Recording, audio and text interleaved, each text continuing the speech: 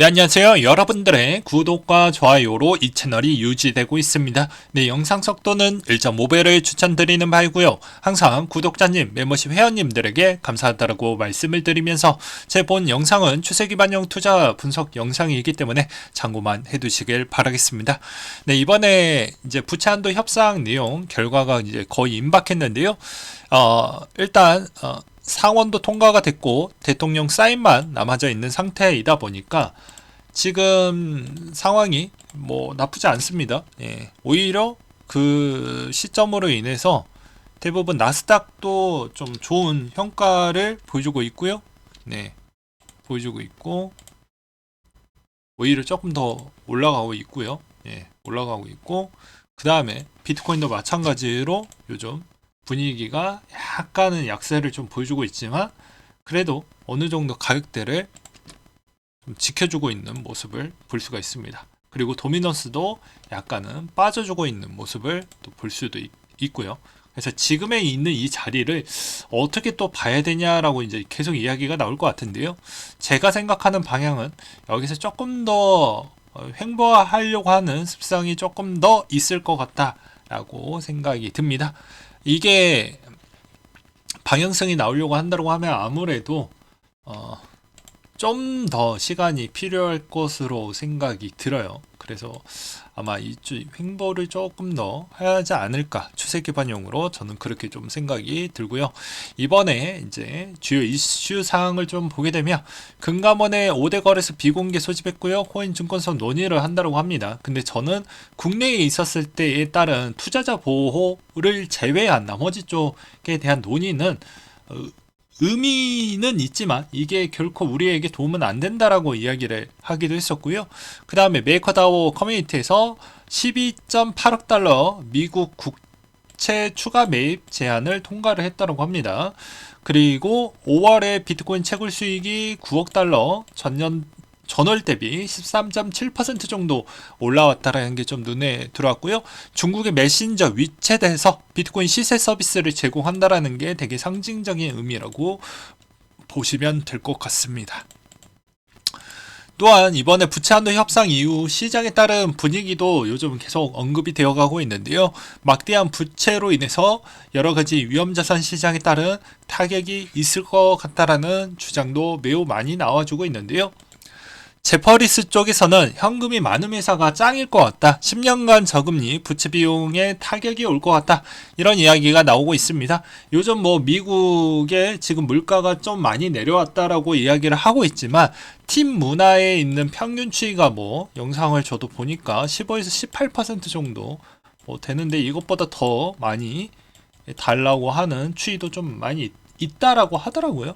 그래서 아무래도 지금에 있는 물가 추이가 더 빨리 내려가야 되지 않겠냐는 그런 이야기도 계속 힘을 실어서 받고 있는 실정인 것 같습니다.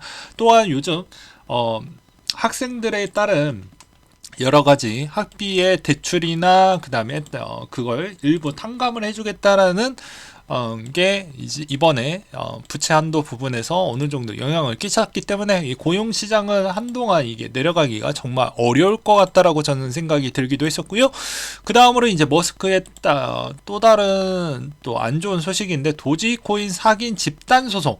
요거는 뭐 이거 말고도 여러 가지 집단 소송이 있습니다. 그래서 제가 저번에도 머스크는 도지코인과 뗄래야 뗄 수 없는 관계와 그리고 좋은 이야기를 많이 할 수밖에 없다. 그리고 악재에 따른 이야기를 한다라고 해도 진짜 조금밖에 못한다라고 이야기를 했습니다. 왜 그러냐? 집단 소송에 따른 형태에 있는 추가 건수들이 계속 붙어져 있기 때문에 이 소송에 따른 결과가 면밀하게 끝나고 이 직권에 있는 건수를 다 소화하기 전때까지는 나쁜 이야기와 그리고 미치는 영향 부분을 아예 배제할 수는 없기 때문에 도지가 그렇게 뭐 누군가는 민코인이다. 누군가는 이게 다 그런 게 중요하지 않죠. 우리는 그냥 돈을 벌 수 있냐 없냐 관점으로 봐야 된다라는 걸 저는 좀 말씀을 드리고 싶습니다. 또한 이번 형태로 인해서 혐의 추가건이 또 이루어졌고 손해배상 청구액은 340조 원에 육박을 했기 때문에 제가 저번에도 이야기했듯이 이게 금액이 좀 돼요. 꽤 많이 되기 때문에 머스크 입장에서 당연히 도지 부분에 따른 언급도 그렇게 나쁘게 나오기에는 어렵다. 그리고 22 총재에서 물가 상승률 정점을 찍었다라는 명확한 증거가 없다라고 해서 제약적 수준까지 올릴 필요성이 있다고 하는데 아무래도 계속해서 올리려고 할 것 같습니다. 그래서 유로화가 조금 더 올라가면서 반대로 오히려 달러 부분에 있는 강세가 약간 누그러지고 있는 현상이라고 보시면 될 것 같습니다. 지금에 있는 추이는 어떻게 해석을 해보는 게 바람직할 것 같냐면요. 요즘 뭐 분위기를 보게 되면 뭐 아직 지금 뭐 6월 달에 동결에 따른 메시지가 훨씬 더 높다라는 앞으로 필립이라는 이 형님께서 조만간에 부의장을 달게 될 것인데 저번에도 한번 좀 쉬면 우리가 금리 인상 안 한다라는 거는 아니다 라고 하면서 되게 애매한 포지션을 계속 이야기를 하고 있죠. 여기에서도 주는 메시지는 딱 정확하게 있습니다.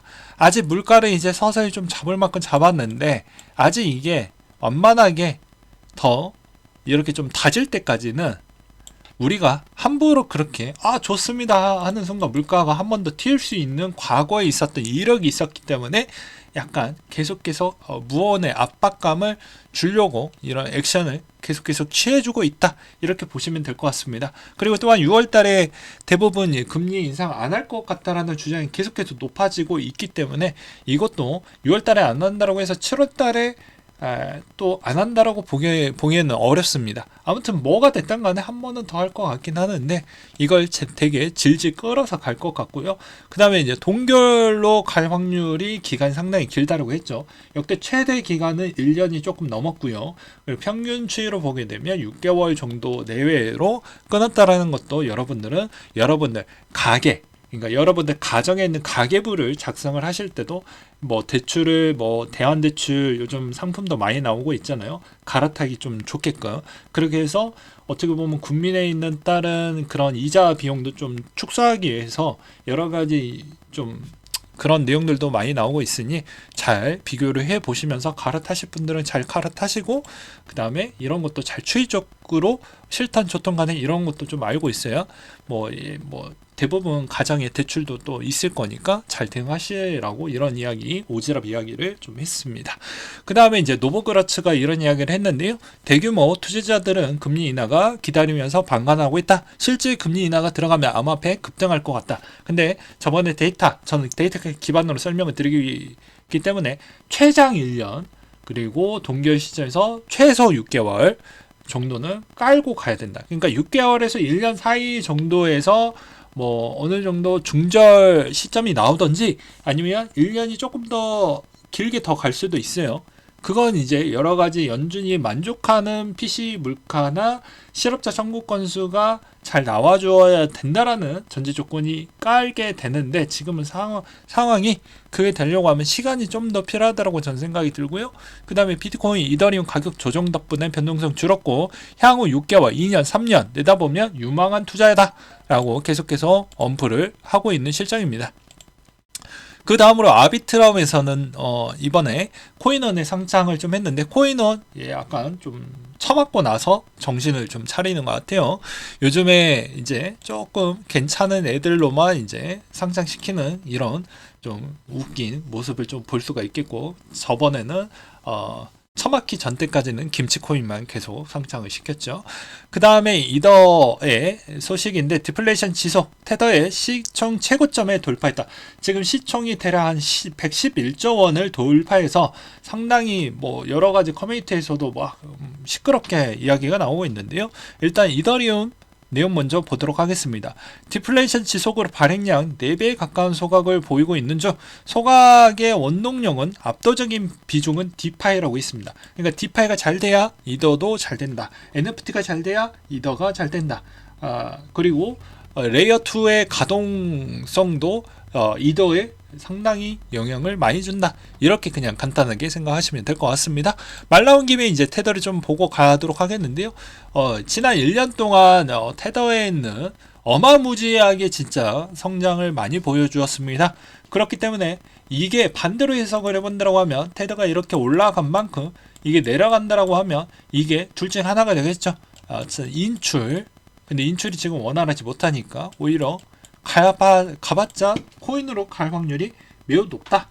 그러면 코인으로 간다라는 건 여기에서도 가장 저렴한 코인으로 갈 것인지 아니면 여기서 상대적으로 덜 위험한 코인으로 갈 것인지를 우리는 좀 유심하게 볼 필요성이 있겠죠. 또한 이번에 이제 저스틴 선 관련 내용인데요.